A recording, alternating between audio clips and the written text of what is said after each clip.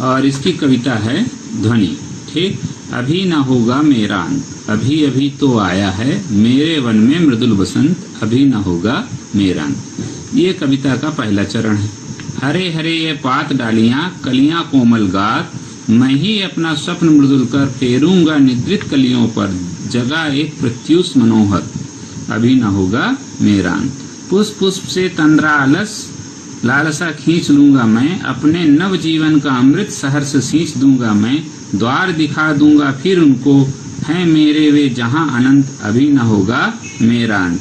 सूर्यकांत त्रिपाठी निराला जी की।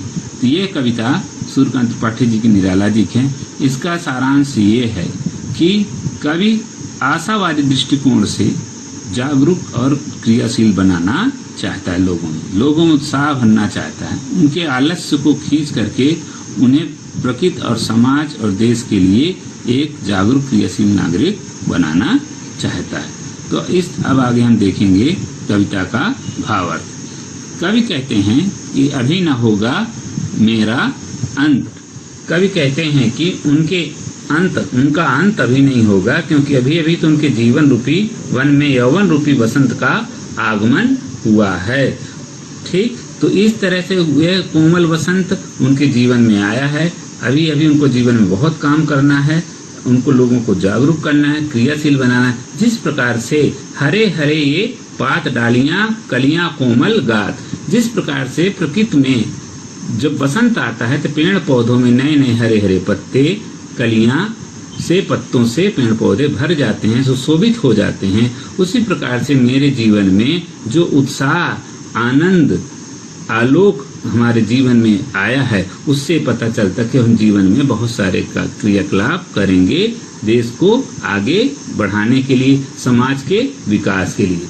तो आगे कहते हैं कवि कि मैं ही अपना स्वप्न मृदुल कर, मैं अपना स्वप्न कोमल सपनों को कोमल हाथों से उनके ऊपर फेरूंगा। उनकी जो निद्रित कलियां हैं, जो सोई हुई अलसाई कलियां हैं, उनके कमियों को दूर करके उन्हें नया जीवन, नया सवेरा जगाऊंगा। वह ऐसा सवेरा होगा जो मनोहारी है, जो लोगों को दिल जीते।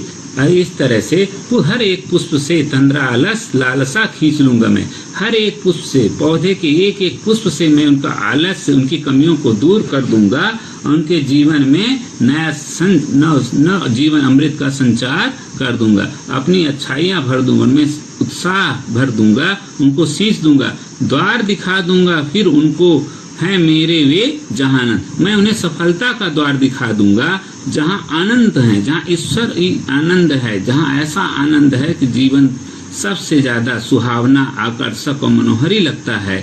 जब तक मैं उनको ऐसा नहीं बना लूंगा तब तक मेरा अंत नहीं होगा। कहने का तात्पर्य यह है कि कवि अपने जैसे कई लोगों को जागरूक और क्रियाशील बना देगा, उनके अंदर की कमियों को दूर करके अपने जीवन की अमृत शहर से उनको सींच देगा, ताकि अपने जैसा उनमें भी गुणों का संचार हो सके। अर्थात मरने से पहले कवि अपने जैसे कई लोगों में गुणों का संचार कर देगा। इसलिए कवि का अंत नहीं होगा, अभी न होगा मेरा अंत। जब तक वो ऐसे क्रियाकलाप नहीं कर ले तब तक उनका अंत नहीं होगा। इस प्रकार से कविता का भावार्थ आशावादी दृष्टिकोण और उत्साह से पूर्ण परिपूर्ण है और लोगों को जागरूक और क्रियाशील बनाने के लिए प्रयासरत है। हाँ, तो ये है प्रश्न अभ्यास। कवि को ऐसा विश्वास क्यों है कि उसका अंत अभी नहीं होगा?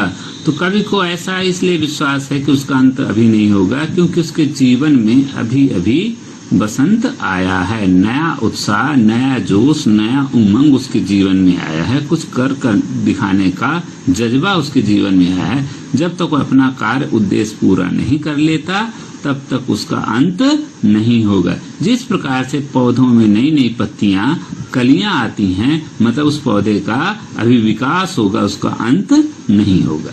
ठीक, अब अगले क्वेश्चन में चलते हैं। प्रश्न में, फूलों को अनंत तक विकसित करने के लिए कवि कौन कौन सा प्रयास करता है? तो फूलों को अनंत तक विकसित करने के लिए कवि उनके आलस्य को दूर कर अपने कोमल स्पर्श से नव जीवन का सहर्ष अमृत सींचना चाहता है। उन्हें अच्छा बनाने का प्रयास करना चाहता है, उनकी कमियों को दूर करना चाहता है।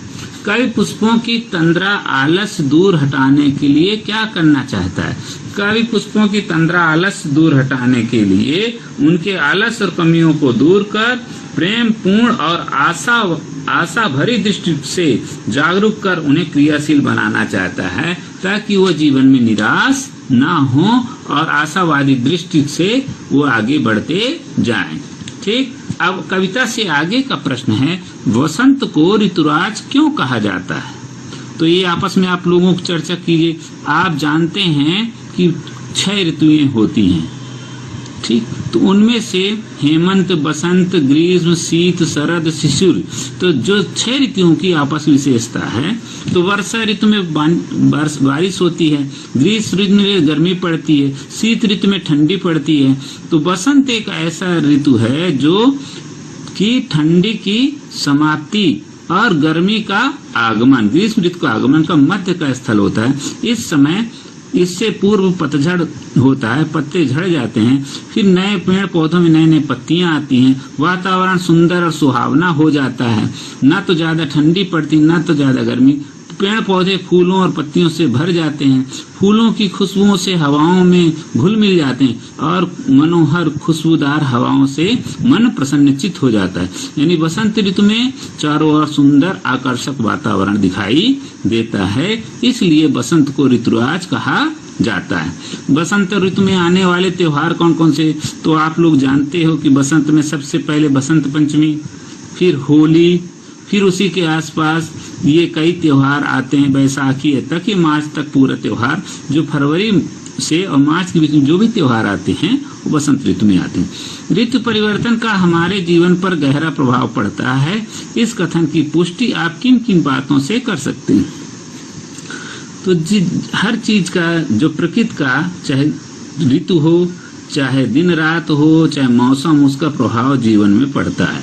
तो ऋतु परिवर्तन जीवन पर इसलिए प्रभाव पड़ता है कि ऋतु के हिसाब से, जैसे ठंडी ऋतु में, शीत ऋतु में लोग गर्म कपड़े पहनेंगे, ठीक, दिन छोटा होगा, रातें बड़ी होंगी, और शीत ऋतु के उस ऋतु की फसलें अलग होंगी, जीवन निर्वाह अलग हो, कार्यशैली अलग हो, बारिश की ऋतु में खेती बुआई का काम चलता है, ठीक। तो इस तरह से हर ऋतुओं का एक अलग विशेषता है, जीवन में उसका गहरा प्रभाव पड़ता है। हर ऋतु की एक खासियत होती है, उस ऋतु में जीवन का रहन सहन, खान पान, व्यापार, यातायात सब बदलता रहता है।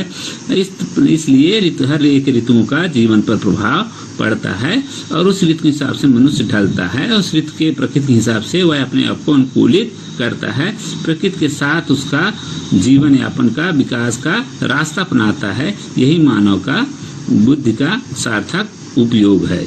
ठीक, धन्यवाद, जय हिंद, जय भारत। हाँ, तो आप सबको एक छोटा सा कार्य करना होगा, जो ये आपको याद हो। मृदुल माने होता है कोमल, पात माने होता है पत्ता, गात माने होता है शरीर, निद्रित माने सोया हुआ, प्रत्युष माने प्रातः काल, तंद्रालस माने नींद से अलसाया हुआ, और लालसा माने कुछ पाने की चाह या अभिलाषा। जैसे किसी को आइसक्रीम खाने की चाह हुई तो कहते हैं उसको आइसक्रीम खाने की अभिलाषा या इच्छा हुई। तंद्रालस मतलब होता है जब कोई सोया हुआ, निद्रित सोया हुआ, अलसाया हुआ बच्चा रहता है। जैसे सुबह सुबह उठते हैं तो किसी काम में 5-10 मिनट मन नहीं लगता, तो उस समय हमारा शरीर तंद्रा आलस में डूबा रहता है। प्रातःकाल सुबह सुबह का समय प्रातःकाल कहलाता है। तो इस तरीके से ये इसके कठिन शब्दों को आपको याद करना है और जीवन में आत्मसात करना है। गात माने शरीर होता है, शरीर की आपको 4 पर्यायवाची बताना है,